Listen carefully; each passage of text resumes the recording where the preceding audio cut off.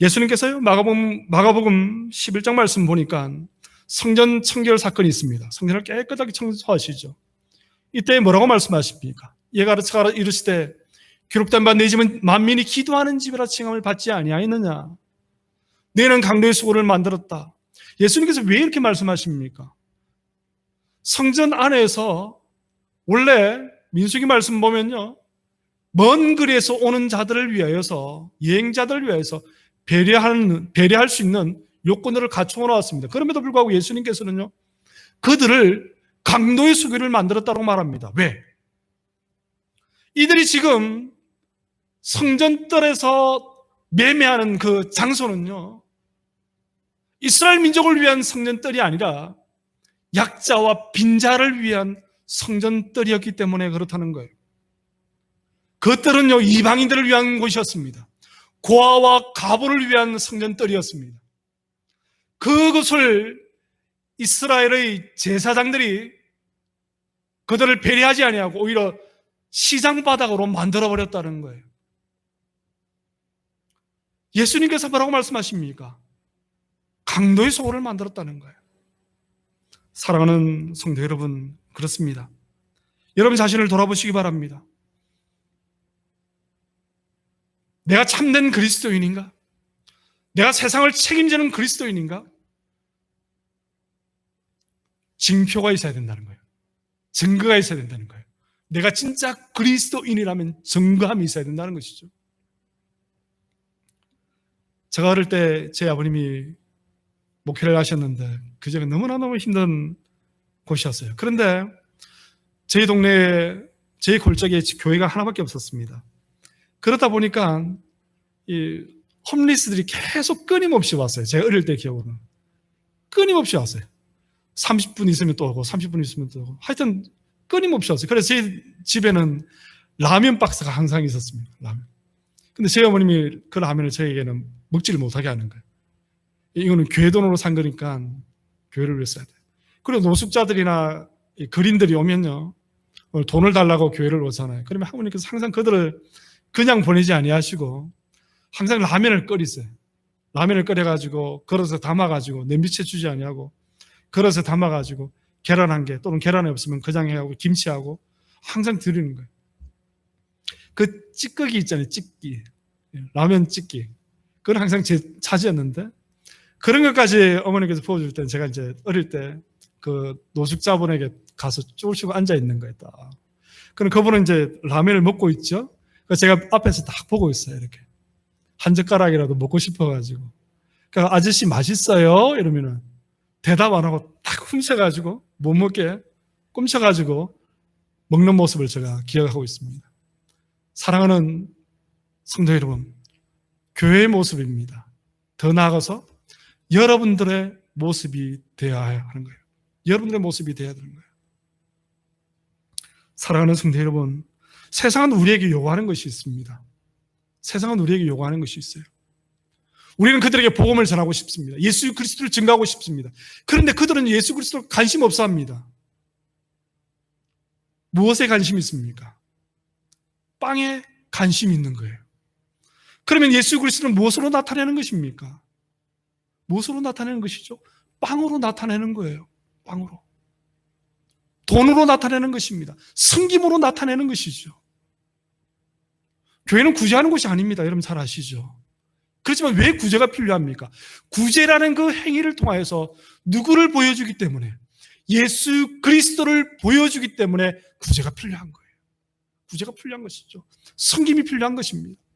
오늘 본문의 말씀을 보면요, 노약자들이 옵니다. 빈자들이 옵니다. 약자들이 다윗에게 몰려듭니다. 다윗이 그들을 내팽개치지 않습니다. 쫓아내지 않습니다. 그들의 우두머리가 되어서 그들과 함께 하였다고 말합니다. 동거동락했다는 것이죠. 쉽게 말해서 빵 한 조각 있어도 그들과 나누어 먹었다는 것입니다. 내 것 없었다는 것이죠. 마치 사도행전에 나오는 초대교회의 모습과 같았다는 것입니다. 어느 누구도 자기의 것을 자기의 것이라 하지 아니하고 자기의 것을 나누며 자기의 소유를 서로 함께 공유하며, 사랑하는 성도 여러분, 그것이 바로 낮은 자와 함께하는 성도의 삶인 것입니다.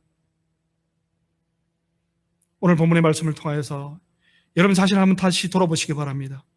이사야 58장 6절 7절 말씀 보니까 이렇게 기록하고 있습니다.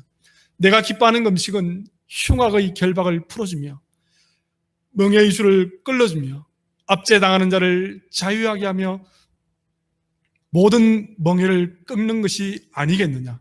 7절. 또 줄인 자에게 내 양식을 나누어 주며 유리하는 빈민을 집에 들이며 헐벗은 자를 보면 입히며 또 내 곤욕을 피하여 스스로 숨지 아니하는 것이 아니겠느냐. 이것이 바로 그리스도인의 삶이라는 것입니다.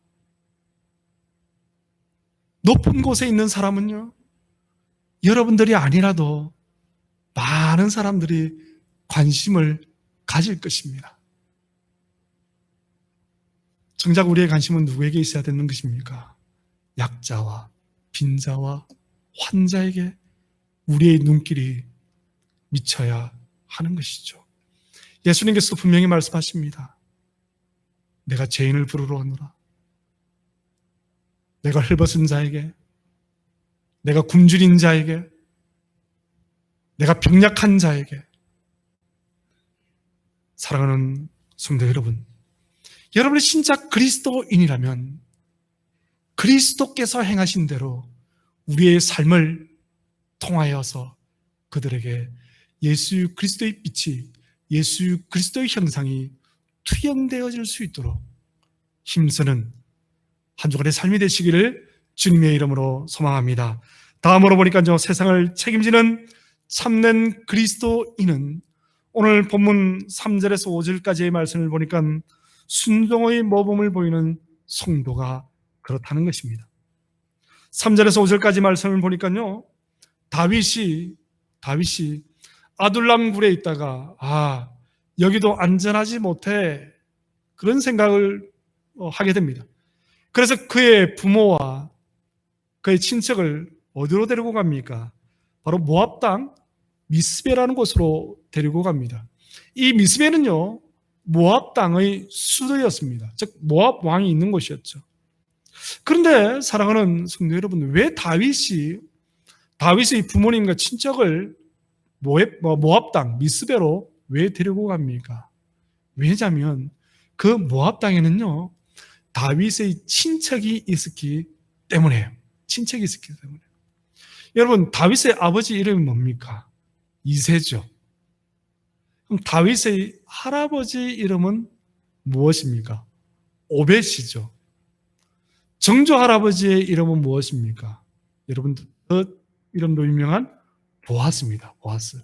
보아스의 아내의 이름이 누구죠? 롯이죠.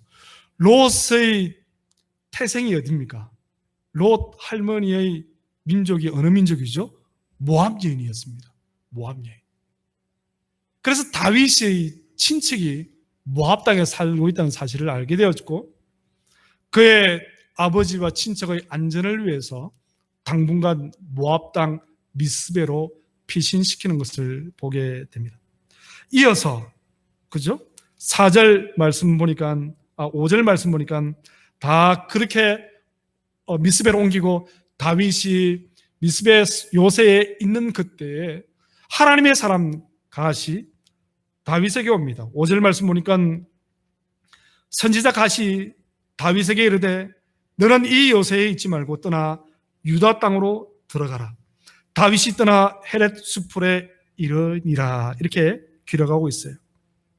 사랑하는 성도 여러분, 갓 선지자가 다윗에게 옵니다. 미스베로 와서 너 이 요새에 있지 마. 모압 땅에 있지 마. 내가 네게 지시할 땅으로 가. 이렇게 말합니다. 유다 땅으로 다시 들어가라는 거예요. 우리 상식적으로는요, 갓 선지자가 아무리 하나님의 종이지만 이렇게 항변할 수 있을 것입니다. 합리적으로, 논리적으로, 이성적으로.